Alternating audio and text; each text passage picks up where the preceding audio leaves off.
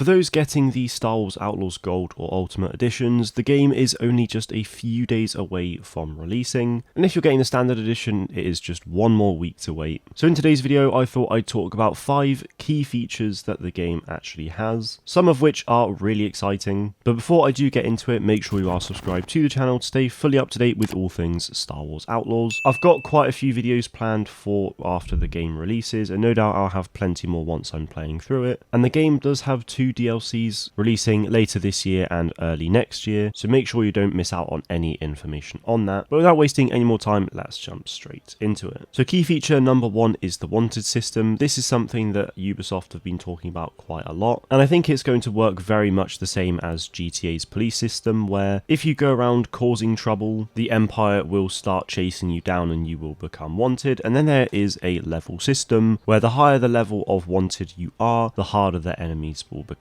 So eventually it will get to a point where death troopers start chasing you down, ATSTs will no doubt be on you, other stormtroopers and scout troopers, and hopefully other Imperial units as well. Not all of them have been confirmed as far as I'm aware, but that system should be really fun, and no doubt you'll be able to just flee them as well and just hide away and get that wanted level off you. And it does apply whilst you're in space as well, which is pretty cool. So I'm personally really excited for all of that, and potentially some of the content I'll be doing is a bit of a challenge to see how long I can survive against the police, or the Empire in this case. So if that's something you want to see, let me know in the comments. Feature number 2 is another thing that they've been hammering about, this one very much the most, and that is the crime syndicate reputation system. So the game, as you'll all know by now, focuses heavily on crime syndicates, in which I believe there are a total of 5, of which 4 of them you can manipulate with the reputation system. So I'm really excited for that. Overall, it's not going to have a huge bearing on the story, which I'm happy about. I don't think something like that should necessarily do that, especially when it's a canon Star Wars game telling a story, but it does ultimately change the overall gameplay experience. So if you have a really good reputation with the Hutts, for example, you'll be able to walk straight into Hutt controlled territory, get exclusive rewards and discounts on cosmetics and other upgrades and stuff, no doubt. But if you have a bad reputation with the Hutts, then you won't actually be able to get access into that location anymore, and they will just start shooting on sight, so you actually then have to go in quite stealthily and just not be seen. I believe if the system gets so bad though for you with a certain syndicate, they will actually start chasing you down at random as well, so that is definitely something to bear in mind. Overall, everyone could have a pretty different experience, which I'm really excited for, so I think that mixed with the Imperial wanted system will be a lot of fun. Number 2 is that Nyx as a gameplay feature features quite heavily. If you've watched any of the gameplay in the game that Ubisoft have released thus far, you will already have known that Nyx can do many things. He can distract enemies, he can go and push faraway buttons, which then cause things to move. He can go and fetch new weapons for Kay to then use for a short duration of time, and no doubt so much more. So he is actually a core element of the gameplay, which I think is going to be a lot of fun. He's going to essentially be a bit like BD1 from Star Wars Jedi Survivor and Fallen Order, but I think utilised a lot more, so that's definitely going to be a lot of fun. Now the 4th key feature is that the skill system and how you upgrade your abilities and this and that isn't done by a traditional skill tree. Instead, they're done by experts. Now I'm not sure how many experts there are in total. I think there's like over 5 but less than 10, and each of these experts will be essentially training Kay across various different things. So there's a Jawa expert, which I believe if you upgrade that side of things and you do missions for that Jawa, you'll get like additional ship upgrades and whatnot. So there was a mission that IGN uploaded a couple of months ago where Kay went and got a Sarlacc tooth for this Jawa, and as a result she then got a laser turret on the Trailblazer. And another expert is a sheriff from a town in Tatooine, and she's a gunslinger, so I think she then trains Kay into doing more fancy things with her blaster pistol. So it's stuff like that really. I think it's a really interesting way of doing a skill tree, because skill trees are just a very traditional way of doing it, so I think this is going to be a lot more interesting and fun, so I'm very much looking forward to that. The 5th and final gameplay feature isn't as detailed. It's simply just the fact that you can fight on the ground, on a speeder bike, and in space in the Trailblazer. And I'm looking forward to that because we haven't actually really had a single player experience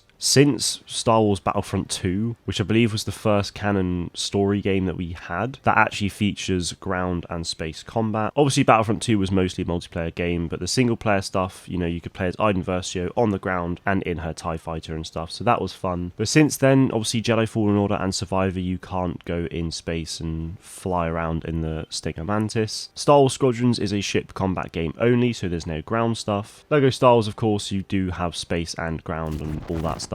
But in terms of the main canon like stuff, obviously LEGO Star Wars doesn't fit into that category. So I'm excited to be able to use the Trailblazer and the speeder bike and Kay herself on the ground. Should be a lot of fun with that. But they are 5 of the key features for the gameplay in Star Wars Outlaws. No doubt there are plenty more that I could go over, but I think they're kind of like, for me, the 5 biggest ones. So hopefully you guys found this video useful. The game releases literally next week, so expect quite a few videos from me over the coming weeks. That is it from me today though. Thank you all very much for watching. May the Force be with you always.